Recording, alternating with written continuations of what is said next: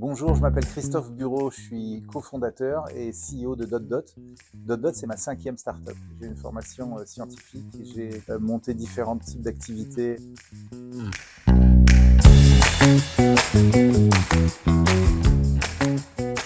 Et puis, pour tout un tas de raisons, j'ai atterri comme directeur de l'innovation chez Valeo dans le secteur automobile.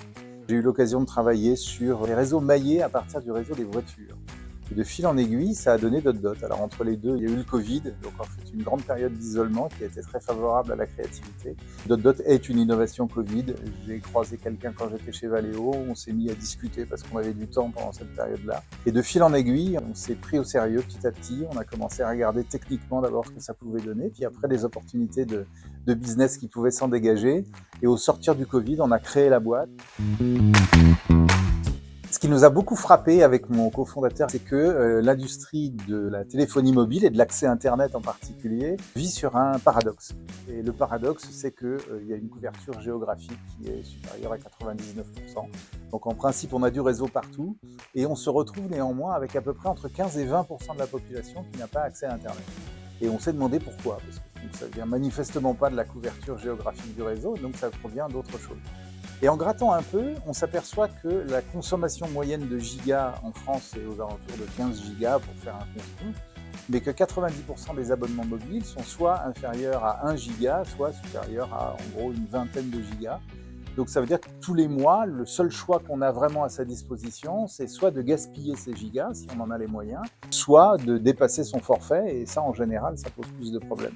Donc globalement, l'offre de téléphonie mobile, qui est calquée sur la structure de coût des opérateurs, qui ont besoin de mensualité pour pouvoir supporter les investissements nécessaires pour leur infrastructure, font qu'en fait, ce n'est pas forcément complètement adopté, en tous les cas, par toute la population. Il y a toute une fraction qui ne s'y retrouve pas dans le fait de devoir avoir des abonnements. Et donc, ce qu'on a vu, nous, c'est d'un côté des gens qui ont beaucoup de gigas, qui n'utilisent pas tout, et de l'autre côté des gens qui n'en ont pas assez et qui aimeraient bien en avoir. Et on s'est dit, il doit y avoir moyen de faire un partage intelligent entre les deux. Et le partage intelligent, on a la front de penser que c'est DotDot, c'est-à-dire qu'un moyen avec lequel on peut arriver à partager autour de soi, de façon éphémère, de façon anonyme, les gigas qu'on n'utilise pas dans son abonnement mobile. Là, ce dont on parle, c'est de permettre un partage entre des gens qui ne se connaissent pas. Ils ont juste besoin à un moment donné de ce partage et qu'il s'effectue donc de manière anonyme, de manière entièrement sécurisée, probablement sur des distances un petit peu plus longues, et le cas échéant, qu'on ait la possibilité soit de donner ces gigas, soit de les vendre, parce que même si on vend ces gigas, en fait, c'est un acte super solidaire, puisqu'on permet à celui qui vient les acheter de ne les acheter qu'au gramme, à la pièce, et donc de faire de l'Internet à la demande, ce qui n'existe nulle part chez aucun opérateur. Donc comment ça se présente dans le concret ? Celui qui décide de partager va faire l'acquisition d'un petit boîtier qu'on appelle un DOT. En fait, c'est un répéteur Wi-Fi. Il va être appairé à la connexion partagée de mon téléphone, à mon hotspot. Et via l'application, je vais choisir le côté vendeur de l'application DotDot et je vais aller décider combien de gigas je partage. C'est le jour où on a, entre guillemets, fait crier notre boîtier DOT la première fois dans la pièce dans laquelle on travaillait. C'est-à-dire que c'était la première fois qu'on réussissait à faire un appairage, à créer le réseau Wi-Fi. Bref, il y avait à peu près le squelette de ce qu'on était en train de faire. C'était en plein Covid, encore une fois, donc c'était un événement par rapport à l'occupation et à la dynamique qui nous entourait. Donc ça a été un moment assez fort parce qu'on s'est dit, finalement, pourquoi pas ? Il y a peut-être quelque chose effectivement à gratter. La première version est rarement la bonne, il faut toujours la revoir, il faut toujours faire des améliorations et en fait on commence à rentrer, une fois que ça marche, dans une période que j'appelle la confrontation. C'est-à-dire qu'en fait on confronte déjà avec les quelques personnes qui sont dans la maison, qui sont en général assez bienveillantes, et puis petit à petit, au fur et à mesure, on va commencer à le confronter à une population qui va être de plus en plus large.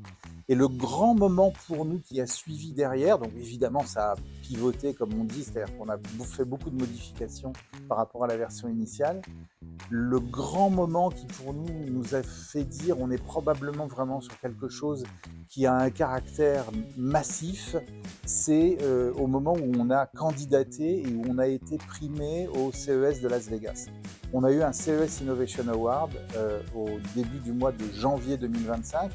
Et tout d'un coup, on n'est plus en train de se confronter à des environnements qui sont forcément bienveillants, on se confronte à des inconnus.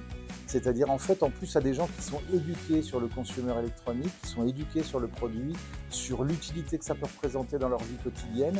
Et ça nous a tout de suite donné un retour qui était de dire ça, oui, nous, cette communauté-là, on valide que ça représente quelque chose qui est digne d'intérêt. Ça ne veut pas dire que vous êtes arrivé, ça ne veut pas dire que c'est sous un format qui est le format final, mais en tous les cas, on vous range dans la catégorie des choses qu'on veut voir dans le quotidien de chacun pour le futur. Ça a été probablement l'événement le plus important depuis la création de DotDot.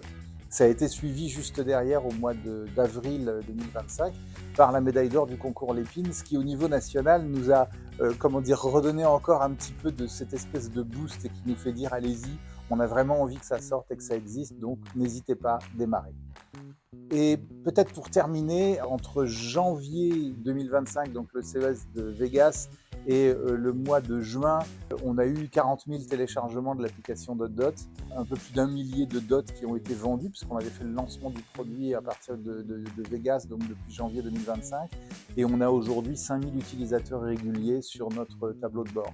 Donc les choses se sont emballées assez vite et je pense que le premier semestre de 2025 aura été absolument clé pour la vie et pour l'avenir de DotDot.